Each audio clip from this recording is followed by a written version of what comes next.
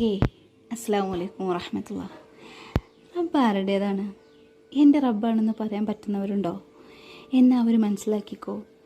അപ്പോൾ തന്നെ റബ്ബ് നിങ്ങളുടെ ബെസ്റ്റ് ഫ്രണ്ടായി.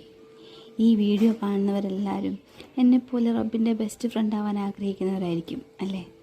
പക്ഷേ അതിനൊരു വഴിയുണ്ട്, ഒരു എഫക്റ്റീവായിട്ടുള്ള മാർഗം ഞാൻ പറഞ്ഞു തരാം.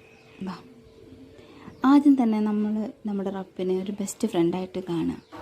നമ്മൾ ദിവസവും കാണുന്ന അമേസിങ് ആയിട്ടുള്ള കാര്യം അപ്പോൾ റബ്ബിനോട് പറയാം, റബ്ബേ ഞാൻ ഇന്ന കാര്യങ്ങൾ കണ്ടു, ചെയ്തു, പറഞ്ഞു എന്നൊക്കെ.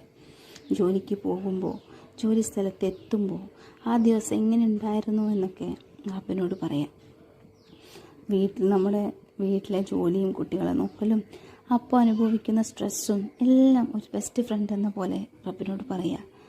പിറ്റേ ദിവസം നിങ്ങൾ ചെയ്യാൻ ആഗ്രഹിക്കുന്ന കാര്യങ്ങൾ റബ്ബിനോട് ഉറങ്ങാൻ നേരം ആഗ്രഹങ്ങളെല്ലാം റബ്ബിനോട് ഉറങ്ങാൻ നേരം പറയാം. നിങ്ങളുടെ സ്വപ്നങ്ങൾ, നിങ്ങളുടെ സങ്കടങ്ങൾ, നിങ്ങൾ കഴിക്കാൻ ആഗ്രഹിക്കുന്ന ഫുഡ് എല്ലാം റബ്ബിനോട് പറയാം.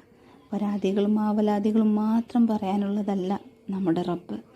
ഇങ്ങനൊരു ഫ്രണ്ട്ഷിപ്പ് നിങ്ങൾ ക്രിയേറ്റ് ചെയ്താലുണ്ടല്ലോ, ദുനിയാവിലെ ഒരു ശക്തിക്കും നിങ്ങളെ ഒന്നും ചെയ്യാൻ സാധിക്കില്ല.